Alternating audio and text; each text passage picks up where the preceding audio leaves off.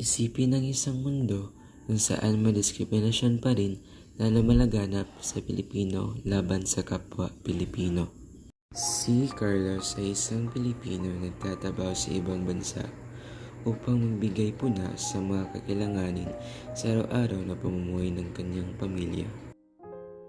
Si Mrs. Martinez ay isang Pilipino na kapag-asawa ng Amerikano, ngunit lagi sila nag-away dahil sa mapang-abusong ugali na ipinapakita nito.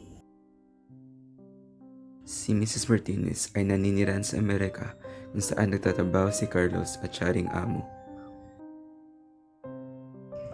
Isang araw habang nagsasampay si Carlos, narinig niya ang away ng mag-asawa. Siya ay nakatayo at kinakabahan.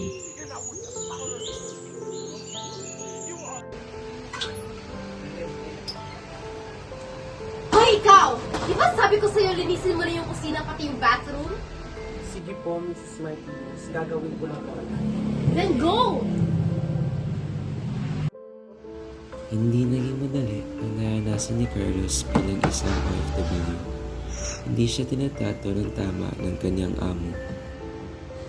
Kailangan kong maging matatag para sa kanila.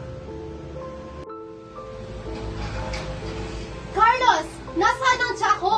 Bakit ang tagal? Pasensya na po, Mrs. Martinez. Gagawin ko po agad. Kahit napagod at walang maayos sa tulog, pinagsisikapan pa rin ni Carlos na maging matatag para sa kanyang pamilya.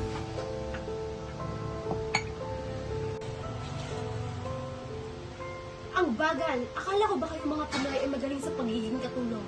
Di ba? Sa ganyan naman talaga kayo nababagay. Ang maging alipin ng mga kagaya namin dito sa ibang bansa.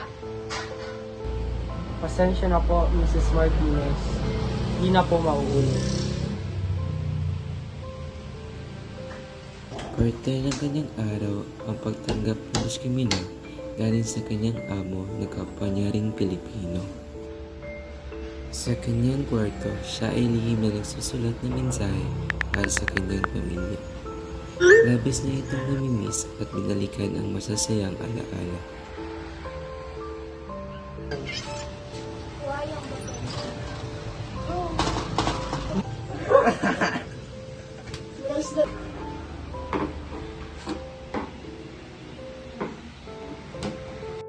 Dumaan ng ilang linggo, si Carlos ay naglilinis sa kusina. Ano ba yan? Ayusin mo nga yung trabaho mo. Mrs. Martinez, nagtatrabaho ako dito ng maayos. At huling-huli sa lahat, hindi ako alipin mo. Karapatan kong tratuhin ng may respeto at may dignidad.